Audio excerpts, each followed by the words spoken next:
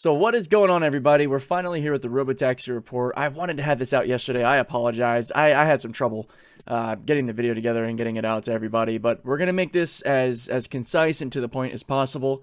And you can find a link to this report in the description. You can just click on that and actually look at everything that I'm looking at here too and follow along, which is pretty cool. This dashboard is thanks to Elias Martinez on X. He's been responsible for the community tracker for years now and helped me offload all the pen and paper manual labor of doing my reports that took 8 to 10 hours per video into this amazing dashboard showing all of the stuff that I've collected in a really fun way to display it to everybody. So this is the main page that you'll see when you click onto the dashboard. You can also get there through the FSD tracker, TeslaFSDTracker.com, and click on RoboTaxi or CYBRLFT in the top right.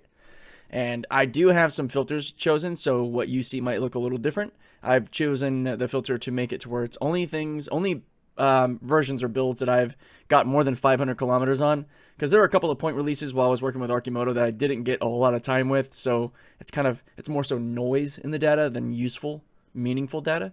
So that filter helps you kind of get rid of the noise and just focus on all the builds that got, proper testing attention. Now, this dashboard is available to everybody at any point, really. So, if you're having conversations with friends or family, or you want to have some numbers to back up what you're saying about RoboTaxi or how the system's performing, though this is just my portion of the collection, I would definitely recommend everybody use the full community tracker to get a more wide understanding of what's going on outside of just one individual. But feel free to use my dashboard and the FSD tracker as a whole to, help in your arguments, because you can actually see the tangible numbers. We like to show what's actually happening. There's no motivation here to pump the stock or to overly critique FSD. This is just data science. Looking at the numbers, interpreting them the best we can, watching for changes and improvements over time.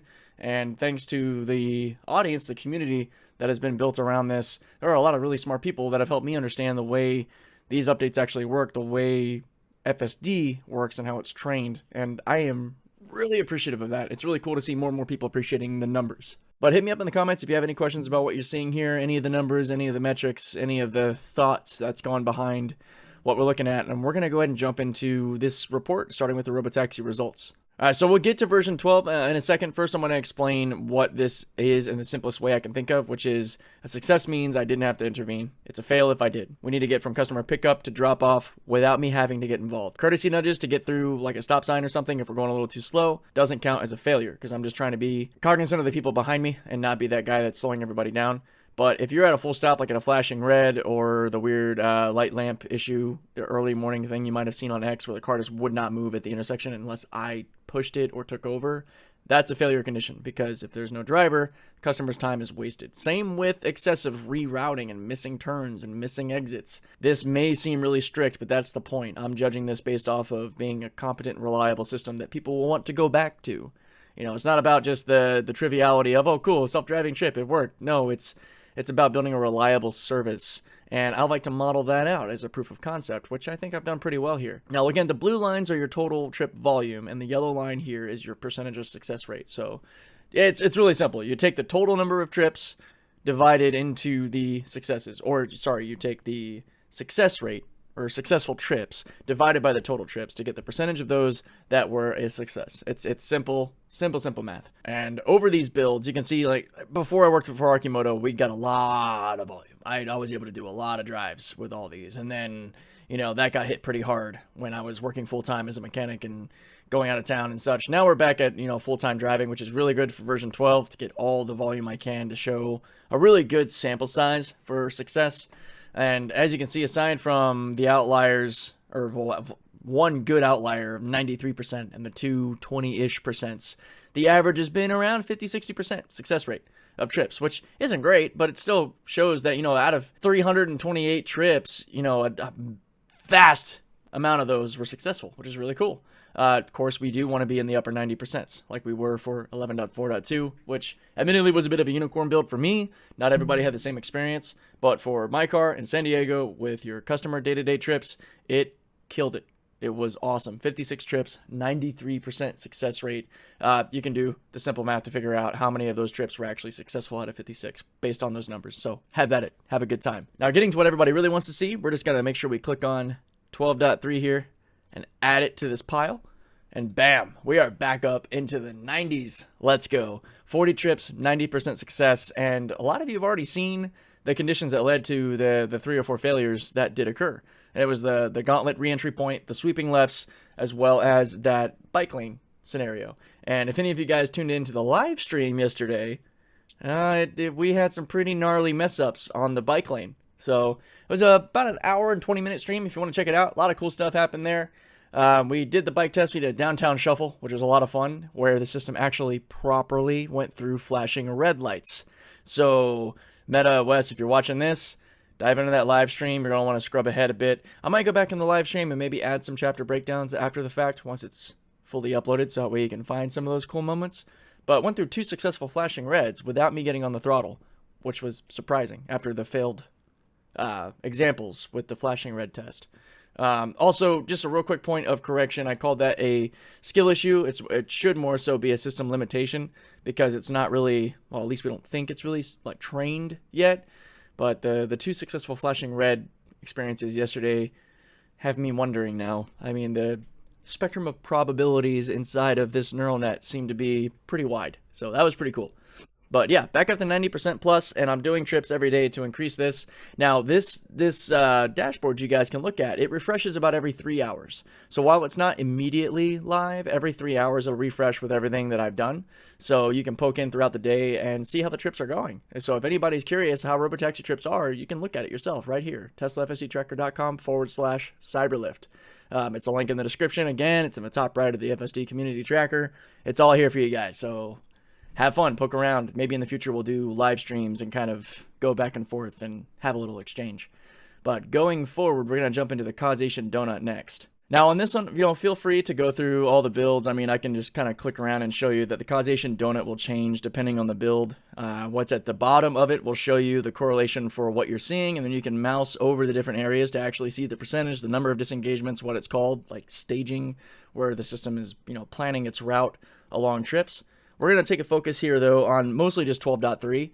I haven't really had any discomfort problems or a lot of big issues. It's mostly been the skill issue category, which is sort of my catch-all for anything the system kind of just does poorly. Like, we know it can do it, and it kind of just craps its pants for whatever reason.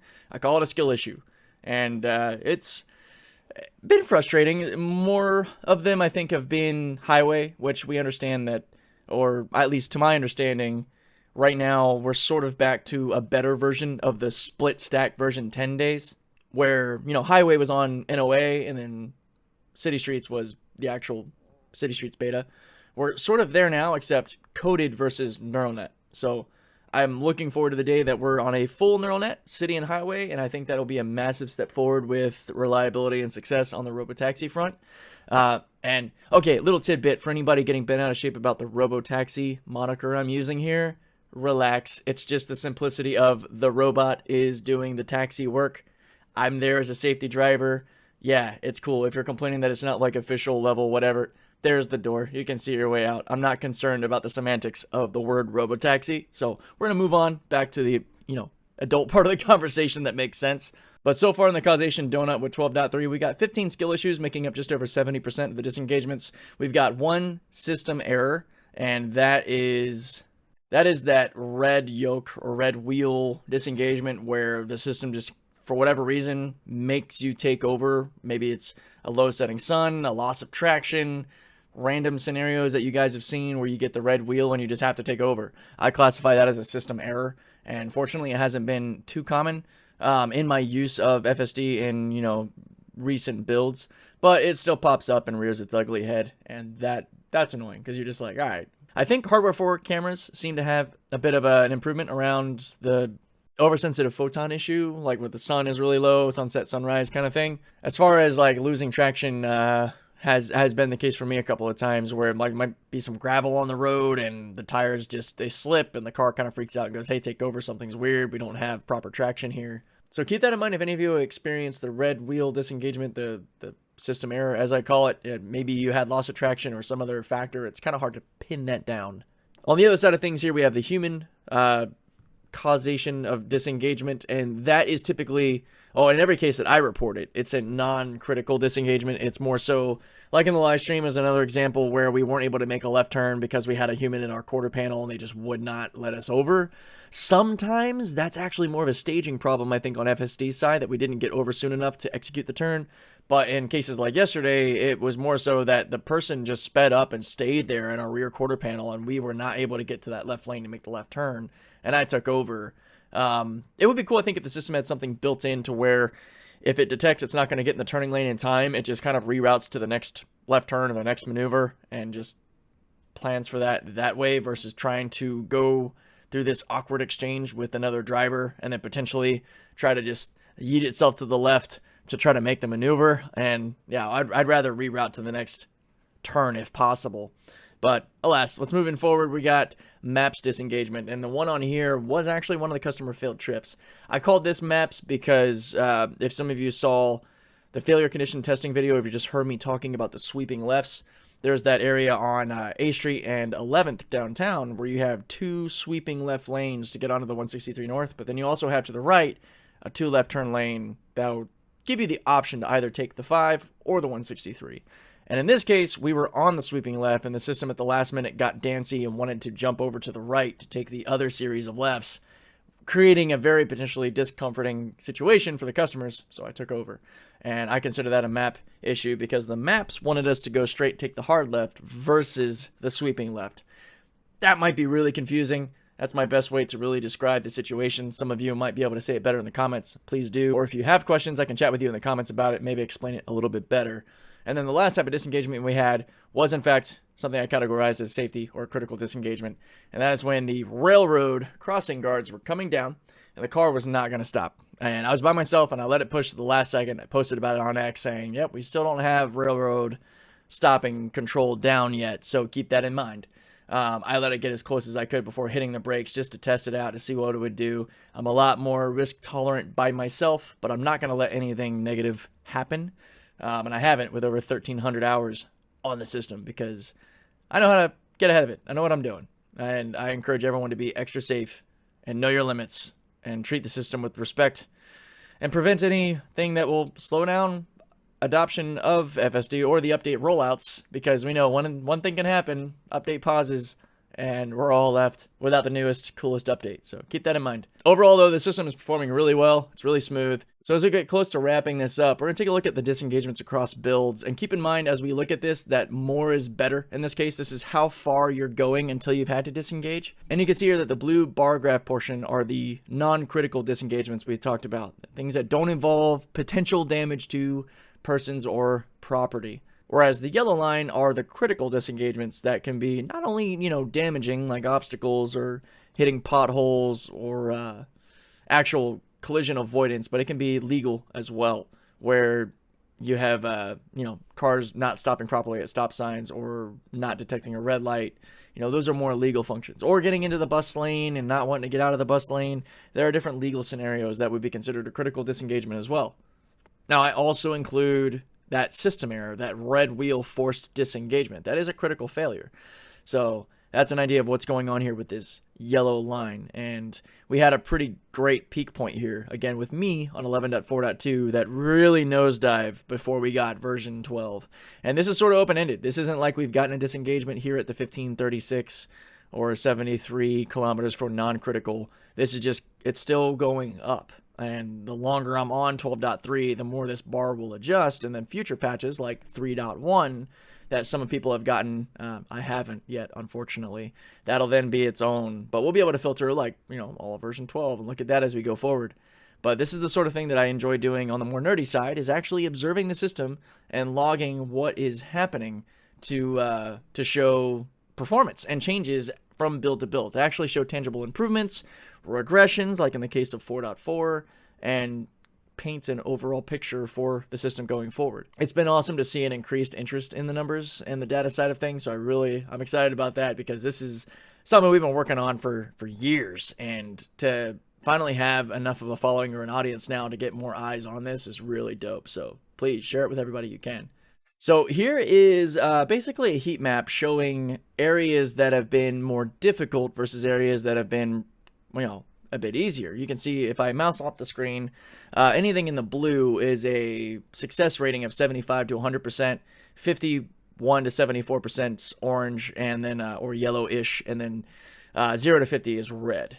And as the system gets better, we're probably going to tighten up the standard and maybe raise it from 75 to 100 to like 90 to 100, or maybe add an additional color. There's a lot we can do here. I mean, what Elias has done to depict success rates, or the difficulty ratings, maybe if you want to think about it that way, for different areas, is really awesome. And we can show more and more strict metrics as we get closer and closer to eventually the March of Nines, which, for anyone who isn't sure what that is, it's when you get to 99%, and then it's 99.9, 99.99, the March of Nines. The closer you can get to perfection, or 100%, which is, in reality unattainable. You want to see how close you can get to it. We're not technically, I think, in the March of Nines at 90%. I feel like it's a little bit of a stretch to say that, but getting up to 98, 99%, then it's game time. So yeah, that's a long-winded way of saying we'll probably tighten this up a little bit to show an upper end of performance, because those regions that are in the 95 plus percentile range will be fantastic candidates for an eventual RoboTaxi business. Oh, and if you guys are a little worried about how rough this looks, don't worry. We are selecting 11.4.9 here. And in fact, I can hit Control, select multiples of these, and show a more and we can see, I've done some trips in Ventura, Victorville, but we'll focus in on San Diego a bit more from the border up into Encinitas and such. You can mouse over the different regions on either side to get more detailed breakdown of actual trip successes and such. But I'm sure a lot of you are wanting me to click on this wonderful little button here, and we'll look at 12.3. And it has largely been extremely successful throughout the entire region. We've had a couple of failures in the downtown area and, North Park, kind of tougher spots. Not too many, though. Let's see what we got here.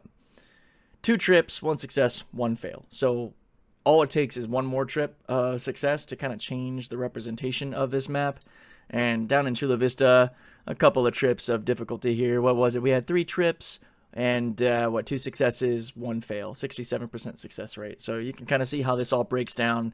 It's really fantastic what Elias has done with this heat map and this whole dashboard. And it's constantly updating. Remember, it refreshes about every 3 hours with customer trips.